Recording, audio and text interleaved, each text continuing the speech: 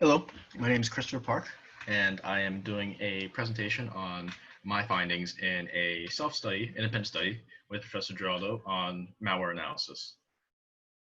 So before getting into things, brief introduction.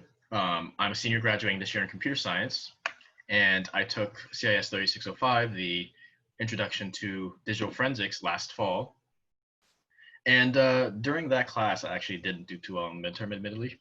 So I asked Professor Geraldo if there were any extra credit opportunities, and I tried doing an assignment involving using Wireshark to inspect the traffic on an infected machine. Again, admittedly, I didn't really do that, but she did present me a textbook called Practical Malware Analysis, which I thought was interesting. Now, a little bit later, I found out from a colleague about the certificate in computer security and digital forensics. And when I talked to an advisor, I found out it's actually not that difficult to get as a computer science major. So I just needed a few extra credits. So I proposed to do the practical malware analysis with under the supervision of Professor Geraldo. And yeah, so just a little PSA for you guys, if you're comp sci students, the certificate in computer science and digital forensics, super easy to get. All you guys really need, on top of the digital forensics class you're taking right now, is a criminal justice class. You can either take the 1001 like intro seminar, or you could take the 3007 computer crime. I'm taking that right now. Very interesting class, super cool, great professor, not difficult. So yeah, it's just a really easy way of getting something else you can pad your resume with. But it's also really cool topics. But more importantly, to most of you guys, I'm sure, resume padder. Moving on.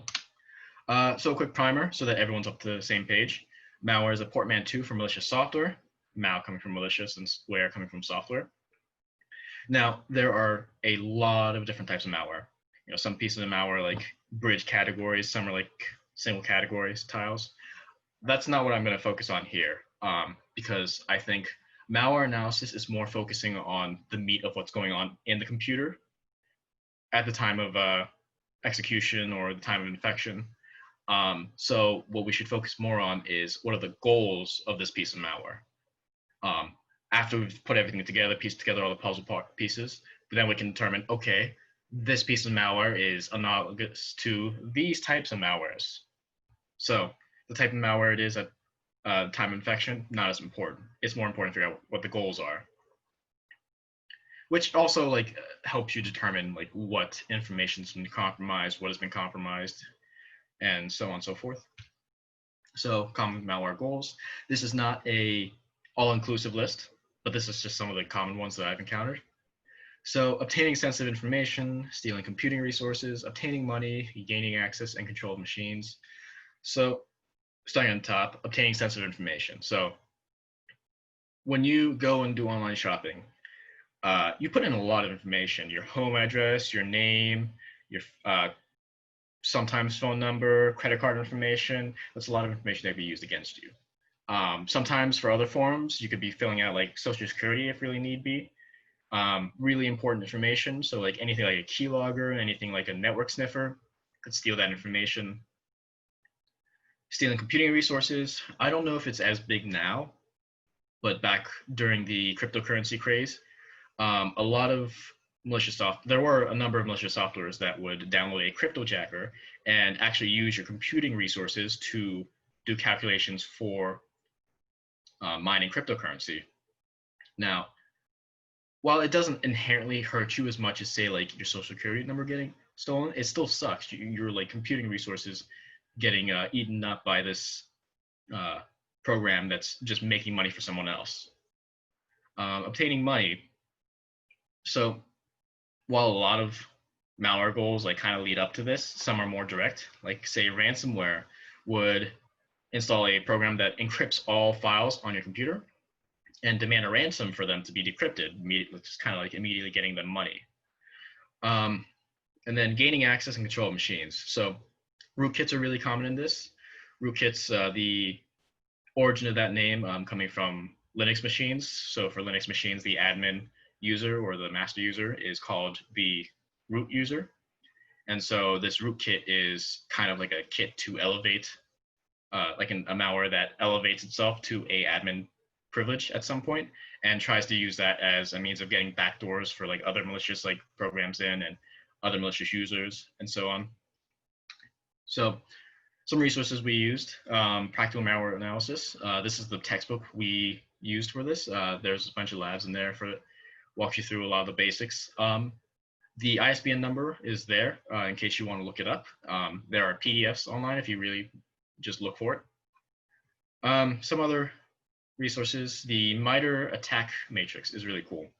So it involves a massive table with a bunch of different columns. Each of these columns are a different category name, and each of these categories like are say like different vectors of attack. So say like means of infiltration, means of execution, different ways of exfiltrating information after execution, different ways of escalating privileges, and so on and so forth. And under each of these table columns are different strategies for each of these relevant headers, each of the relevant categories. And once you go inside one of those strategies, they have a small description of what it entails, and like they have a bunch of different use cases of like past malwares that have been seen using that strategy. So it's a really good way of like seeing how that strategy works in the wild. Firestore is also a really cool resource. It allows you to upload files and compare them to an existing hash library of viruses, and it'll just ping back regarding whether or not it's a virus. It also does very brief analysis. Other professional malware analysis analysts would post their findings on there as well. So it's a good way of cross-comparing information. Really good resource. Also, fun fact for you guys, a lot of antivirus programs aren't very proactive. They actually are very reactive. All they do is whenever you download a new file, they take the hash of that file and compare it to a listed library of, a library of hashes known to be viruses, and would ping back if that's the case. There are some proactive measures they do, like detecting really suspicious activities on a computer. So say like sifting through files. And that's why I say like having two antiviruses on the same computer may like have them ping off each other, because they're doing more invasive operations than most programs should be doing. So getting into this, there are some means you should take to protect yourself if you are going to analyze malware. So first, you want to create a virtual machine. You do not want to be running your host machine, because even if this is like a safe malware, you don't know what it'll do. And last thing you want to do is be on a platform with all of your personal information. So virtual machine. Now in that virtual machine, you want to disconnect from all networks, because you don't want it spreading. You don't know how it spreads. You don't know if it spreads. So better play safe. You want to also remove connections to the host machine. So a lot of virtual machine softwares would give you tools to provide a shared file between the host machine and the virtual machine, so that you can kind of drag and drop between to share files really easily. There's also like a shared clipboard. Want to disable those. And not have identifying softwares, which was a really big problem, because getting the operating system for the virtual machine was a little difficult, since I didn't want to use my operating system key for my current operating system, because that's an identifying key, and I don't necessarily know what that can be used for, but again, I better play it safe. Now, one of the important things to note is that while virtual machines are the key way of analyzing malware, a lot of virtual machine softwares don't see security flaws that could be exploited by malware to be a problem. So they don't always address them. So that's why you have to take all these extra precautions. So getting into actual analysis, there's two main forms of analysis. There is static analysis and dynamic analysis. The distinction between two is that static analysis is all the analysis that you do before actually executing the program. Anything that occurs after execution is dynamic analysis. So some of the tools. Now, granted, these are all the tools that I have used with the book. There are probably a number of different tools out there. Whether or not they work better, whether or not they work worse, I don't know because I've just stuck with the tools in the book. So PEView, PEID, Dependency Walker, IDA Pro. I'm going to get more into detail with each of these tools in a little bit. Dynamic analysis tools, Process Explorer, Process Monitor, Redshot, Wireshark, Debugger. Debugger is just kind of generic. I didn't actually work with a debugger. I didn't get a chance to work with one, rather. But dynamic analysis tools, a lot of these require setup. So you would have them ready to go, execute the program, and then stop the capture. And then during that window between when you set it up and stopping the capture is when you would analyze the changes to your computer. So starting with PEID. So PEID is a very useful tool. It's primarily used to determine compile method and packing methods. So as you can see on the screenshot on the right, it shows Microsoft Visual C++ 6.0 DLL. That's indicating the compile method. And when you're looking for packing, it will generally say something like UPX, give an arrow, and then like say the Microsoft Visual C++ 6.0.dll afterwards. That will tell you, okay, this is using UPX method to pack. And then like down here is actually another result you get from packing, nothing found. That's, like I said, a means of, or it's an indicator that something's packed. And here is me going to my command line and using the UPX method, since it's pretty common, and unpacking it that way. And that was actually the case. Granted, that was a lucky guess, but generally speaking, it'll tell you what means of unpacking there is. Sometimes there are ways of unpack, or what means of packing there is. Sometimes there are means of unpacking. Other times you'll just have to rely on a disassembler. So after things are unpacked, or if they're not packed, you can use PEView. And so what this does is it pulls back all of the readable strings in a program. So you can use this to read all the imports and the strings. So just a small note, the next tool, Dependency Walker, also allows you to read imports. These are just like kind of redundant tasks. You can use whichever you prefer to like go through like finding imports. So the nifty part about this is it shows you the location of the string as well as what the string entails, and going through all these sections would like give you a full list of all the strings, and you can kind of like deduce what it's doing based off of like say URLs you find, any like imports you find, any like command segments you find. Next is Dependency Walker. This is kind of a hierarchy. It breaks down imports in a hierarchical view. So you get like kernel32.dll, ws232.dll, and show you each of the functions imported from those dynamic linked libraries. The important bit about this is seeing what imports a program has, because it gives you an idea of what Windows functions it uses. So it just gives you an idea of what like the goal of the program may be. So advanced static analysis. This is IDA Pro, and this is disassembly. So for those of you who aren't familiar, I'm sure if you're in computer science, you'd be familiar, but so when a computer is creating a program after you create code, it takes it into assembly, which is pretty close to computer code, and then compiles that into computer code. Now, disassembly does the reverse, where it takes that computer code that's been compiled and tries to bring it back into assembly. And so you'd read it in assembly code. And so you just, now assembly code isn't actually as nice as this. IDA Pro is very nice in breaking down tasks into, or functions into these blocks and forming them in a way that's much easier to read. But this is generally the go-to tool. This is much more advanced than the previous 3 steps.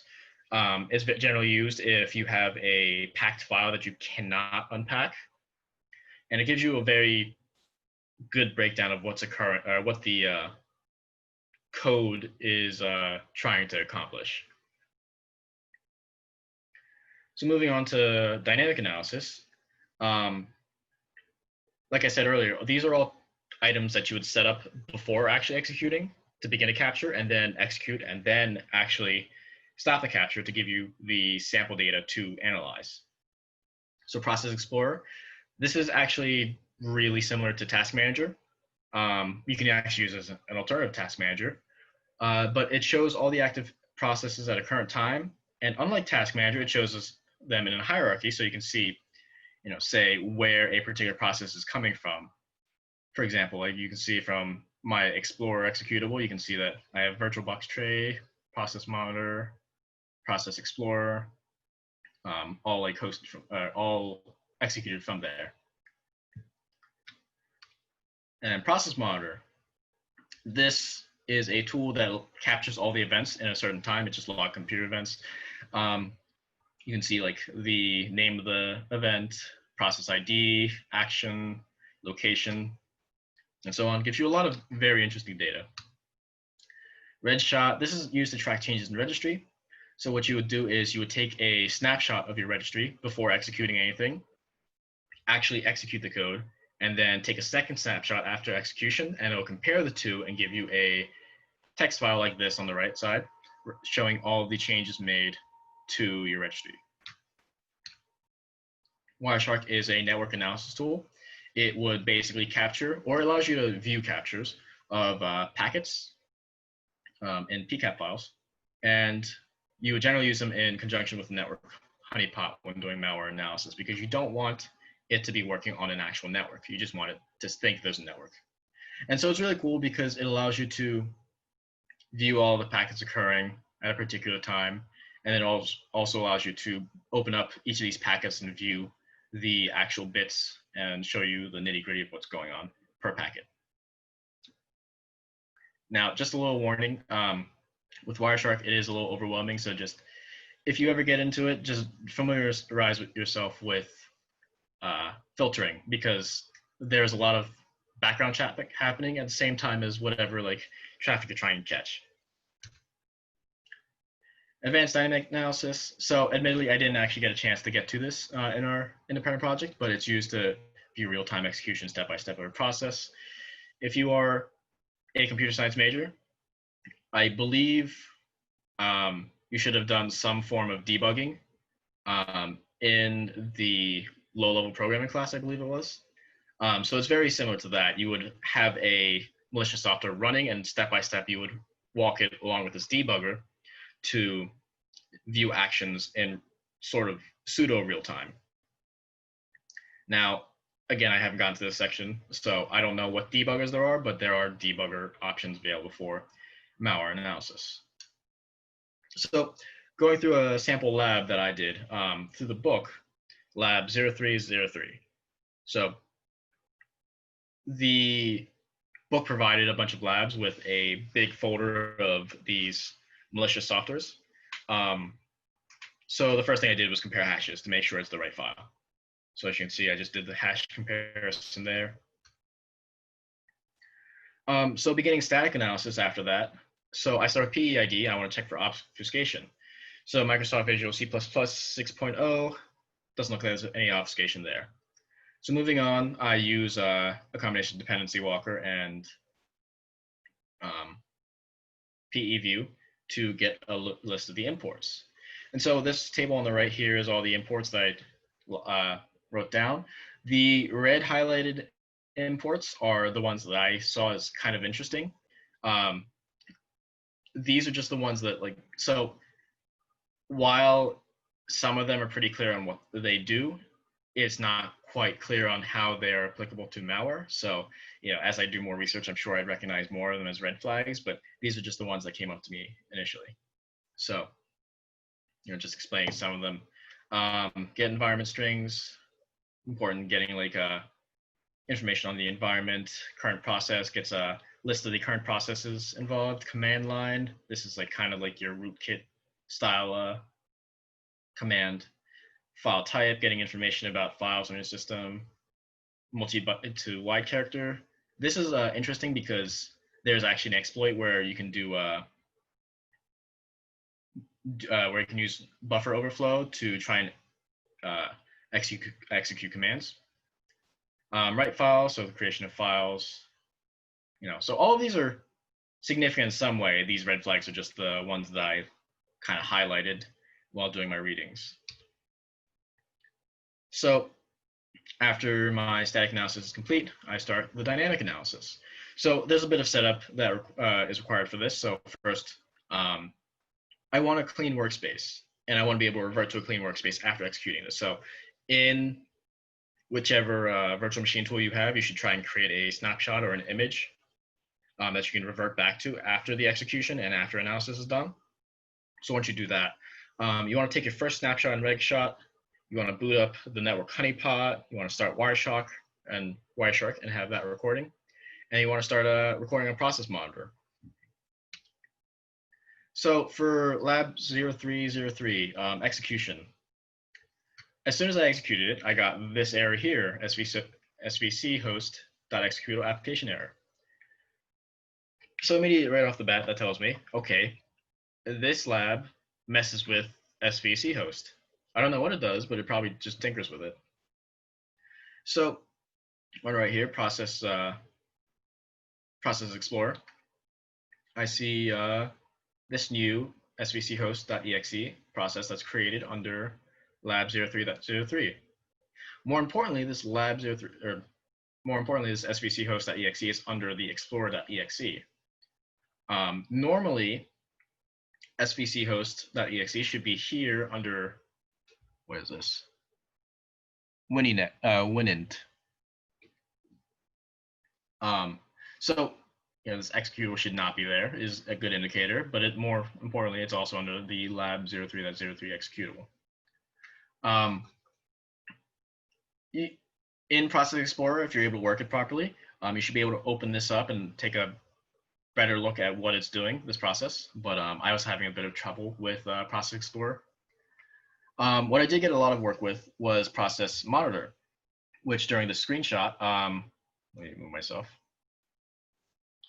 In this screenshot here, I got a whole listing of, I set a filter for the events related to the name lab0303.exe, and get a whole slew of different actions based on that name filter.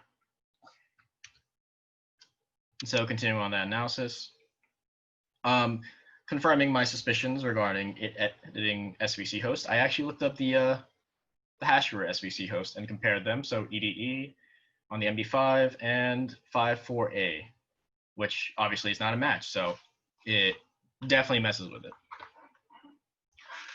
So going through and redoing my filters, I actually included svc host as well under process monitor, and see that it, let's see here. So going through, it creates a process for svc host.exe, and then this process starts, and then this creates a thread, and then a few other activities down here. Now, svc host still is a running process as well. So there is this new svc host that's malicious. I don't know what it does, but it's not intended by Microsoft. There are other intended Microsoft svc host processes that I had to filter out, and that's just a matter of analyzing, okay, process create, process start, but there's probably other ones that exist, other process IDs that existed before this process start for lab 0303. So it's just a matter of like looking at through process IDs and managing to filter out the correct ones. So any problems encountered in lab 303? So I had difficulties creating network honeypot. As you can see, I actually did not use Wireshark during this. I had a lot of difficulties creating a network honeypot, and I had difficulties utilizing the information from Redshot because it's just a big text file with registry changes. But the thing is, this is a virtual machine that was not up to date with the current changes in Windows 7 was the operating system we used. So there were changes being made to registry just from like updates. So I couldn't necessarily tell how many of those changes were from updates and how many of those changes were from, say, this malicious file. But it's still good to be aware of Redshot as a tool. And then difficulties fully utilizing Process Explorer. So as I said here, Process Explorer, you should be able to pause this snapshot and right-click, open up like this svc host here, and look at, what is this process doing? What is it importing? So on and so forth. I wasn't able to do that. But again, it's good to be aware of as a tool. Problems encountered overall. finding an image creates a virtual environment. So ideally, we wanted Windows XP for this because that is the most the most common global operating system. So naturally, there'd be the most viruses for that. Couldn't find anything like that. We had to settle for Windows 7, and even that was a struggle to find. The place that we got it from, the developer blog for Microsoft that had it, actually doesn't have it anymore. They changed it to Windows 10. So even more difficulties. Setting up all the tools in the environment, just setup of this was a real pain. Just because the Windows 7 operating system we used was a 32-bit, so not everything we wanted to use, not all the tools we wanted to use were compatible with that. Hardware requirements for malware analysis. We actually found this really cool tool called Flare VM, but the size of the thing, it was a very cumulative little virtual machine that ran inside the virtual machine, had all the tools that we would have liked, but I think it was like a whole like 2 gigabytes or something massive, and it required a load of computing power. So, you know, my little laptop that I'm doing this off of couldn't handle that, unfortunately. So there are hardware requirements to this as well. You know, and then we did some searches for alternative tools because we were looking for something that worked in a 32-bit environment, and even that was like a struggle because you have all these new tools nowadays that 32-bit machines aren't that common anymore. And then incompatibilities with current tools, just like issues with getting like the tools we were working with running properly. But takeaways of this, it's a really interesting self-study because it's not necessarily something you talk about every day. You hear on the news, oh, cyber attack, virus, malware, all over the place. But you don't really go into the nitty-gritty of what it does, how it spreads, so on and so forth. So like some interesting things do, or like just do your research, do some readings, because professional blogs are really well written and are really good about explaining things in layman's terms. So like different types of malware, effects of the different types of malware, what their goals are, different methods of them spreading, and then ways to avoid or detect malware. So like even now with this COVID-19 craze, malware authors are using that as a means of spreading it. So I'm not sure how many of you guys check your spam email, but mine has been filling up with emails of, hey, free masks for COVID-19, or hey, Governor Wolf is sending this new bill. Click here to check it out, and stuff like that. You know, they're using modern events as means of spreading that, and looking at some of the and furthermore, there are other things like there's a really cool worm. I shouldn't say cool, but there's a really interesting worm that I read about recently where it would, on an infected machine, once connected to a, say, like free unencrypted Wi-Fi network, would actually spread to other machines on that network. And so the analysis was really nifty and going into the methodology and behind it, like detecting other machines, detecting the network, actually spreading to those machines, the effects of what it does. It's really, really cool reading, and it gives you a little more insight on what's going on. So yeah, if you guys have any further questions regarding any of the topics I talked about today, feel free to reach out to me. My email's tuj80083@temple.edu. My name is Christopher Park. I hope this was an interesting presentation to watch in some way, shape, or form. I hope you guys took a little bit of something away. But regardless, I hope you guys are all doing safe in this difficult time. So yeah, take care.